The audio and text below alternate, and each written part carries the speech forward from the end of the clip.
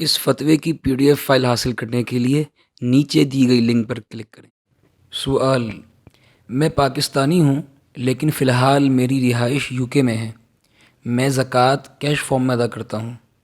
اب میرے پاس جو سونا ہے اس کی مالیت اگر میں UK کی مارکیٹ کے حساب سے لگاتا ہوں تو زیادہ بنتی ہے، تو زکوٰۃ بھی زیادہ آئے گی، اور اگر میں پاکستان کی مارکیٹ کے حساب سے لگاتا ہوں تو کم بنتی ہے، تو زکوٰۃ بھی کم آئے گی۔ تو سوال یہ تھا کہ میں کس جگہ کی قیمت سے اس کی مالیت کا حساب لگاؤں۔ اسی طرح اگر کسی اور جگہ دنیا میں سستا ہو تو کیا وہاں کی مارکیٹ کے حساب سے ادا کیا جا سکتا ہے؟ بسم اللہ الرحمن الرحیم۔ الجواب بعون الملک الوہاب۔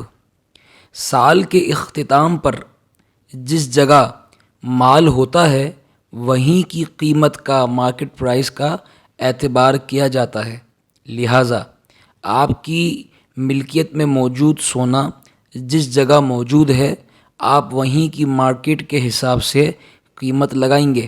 مثلا اگر آپ کا سونا پاکستان میں ہے تو آپ پاکستانی مارکیٹ کی قیمت سے حساب لگائیں گے، اور اگر آپ کا سونا UK میں ہے تو آپ UK کی مارکیٹ کی قیمت سے حساب لگائیں گے، اور اگر کچھ یہاں اور کچھ وہاں ہے تو جتنا جہاں ہے اس کی مالیت کا حساب وہیں کی قیمت سے لگایا جائے گا۔ پوچھے گئے سوال کا جواب حکم شرع بیان کر دیا گیا۔ اب آگے اس کی کچھ مزید تفصیل اور دلائل ذکر کیے جائیں گے، تو جو کوئی اس دیے گئے جواب کے دلائل جاننا چاہتا ہو وہ اس ویڈیو کو آخر تک دیکھے۔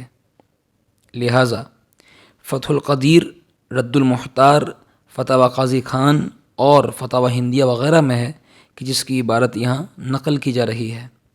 ترجمہ: جس جگہ مال ہوگا صاحب مال وہیں کے حساب سے قیمت لگائے گا، یہاں تک کہ اگر کسی نے تجارت کے لیے خریدے گئے غلام کو کسی دوسرے شہر بھیجا اور وہیں سال پورا ہو گیا تو اس کی قیمت میں اس ہی شہر کا اعتبار کیا جائے گا، اور اگر مال جنگل میں ہو تو اس کی قیمت میں اس شہر کا اعتبار کیا جائے گا کہ جو وہاں سے قریب تر ہوگا۔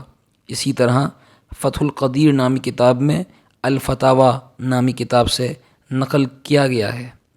پھر صاحب بحر شریعت مفتی امجد علی اعظمی رحمہ اللہ اس جزیے کو نقل کرنے کے بعد لکھتے ہیں: ظاہر یہ ہے کہ یہ اس مال میں ہے جس کی جنگل میں خریداری نہ ہوتی ہو، اور اگر جنگل میں وہ مال خریدا جاتا ہو جیسے لکڑی اور وہ چیزیں جو وہاں پیدا ہوتی ہیں، تو جب تک مال وہاں پڑا ہے وہیں کی قیمت لگائی جائے۔